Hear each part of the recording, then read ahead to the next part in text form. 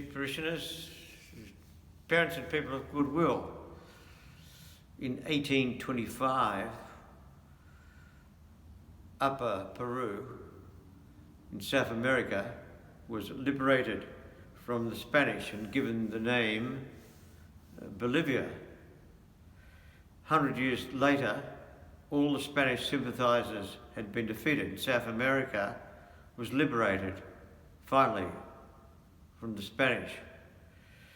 Who was the main liberator during this eventful 100-year period? Why was Upper Peru named Bolivia? Well, it all started in 1819, and one of the most daring feats of war of independence anywhere in the world was inaugurated from a plan devised by Simon Bolivar. Bolivar surprised the Spanish by leading an army of 2,000 men across rain-swamped plains and took them high up into the Great Andes Mountains at the so-called wrong time of the year. It was a big gamble, but it paid off. The surprising tactic and victory over the Spanish led to Bolivar being appointed the president of New Granada, modern-day Colombia. Bolivar then went on to liberate Venezuela, Ecuador, and finally Upper Peru, renamed Bolivia after Simon Bolivar himself. My dear people, in all centuries, liberators come and go, and some work towards a genuine universal brotherhood. However, brotherhood or sisterhood, whatever you want to call it, freedom from terrorism, freedom from Africa, from widespread poverty, freedom from coronavirus eventually, will never be achieved unless we have recourse to the one and only true liberator, Jesus Christ, the Son of the living God. Jesus is the one true liberator, and we're only liberated unless we become his disciples, both in fact and in name. We are called more than just to follow his teaching. We are called to follow him, answering a call that originates with him. Following him means being attached forever and always to his person. We are disciples because our Master and Liberator is always present in our lives. We become co-partners in the accomplishment of the Father's will. We are called with him to spread the seed of life, to spread the seed of justice, to spread the seed of peace.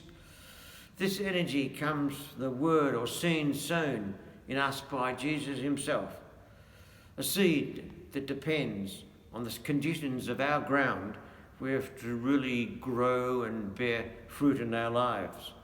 We need to ask ourselves, where do we stand in this? As Jesus again challenges us to reflect on the great and powerful parable of the sower going out to sow. The word of God is explored through 4 types of hearers. Which one are we? And we hear that Matthew's Gospel of the parable of the sower. On that day, Jesus went out of the house and sat by the sea. Such large crowds gathered around him that he got into a boat and sat down, and the whole crowd stood along the shore. As he spoke to them at length in parables, saying, a sower went out to sow. And as he sowed, some seed fell on the path, and the birds came and ate it up. Some fell on rocky ground where it had little soil. It sprang up at once because the soil was not deep, and when the sun rose it was scorched, and it withered for lack of roots. Some seed fell among thorns, and the thorns grew and choked it. But some seed fell on rich soil and produced fruit 100 or 60 or 30-fold. Whoever has ears, they ought to hear. Firstly, are we one of those who hear the word of God without understanding it and will not be here in church in a month or 2 or so forth? Secondly, might be we one whose first enthusiasm for the word cannot stand trial because the word has never taken root in us, and we won't ever be here in St Mary's Church, for instance, in a year's time. Thirdly, maybe we are one of the many thousands in our world today who hear the word of God but are overcome by a multitude of distractions. and lose the seed.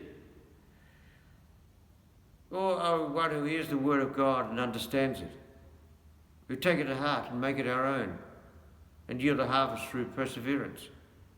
For after all, no matter what group we've been in the past, we are given yet another chance by a gracious God to join in the last group who are models of Christian discipleship and bear a harvest, as Jesus said, some 100, some 30, some 60.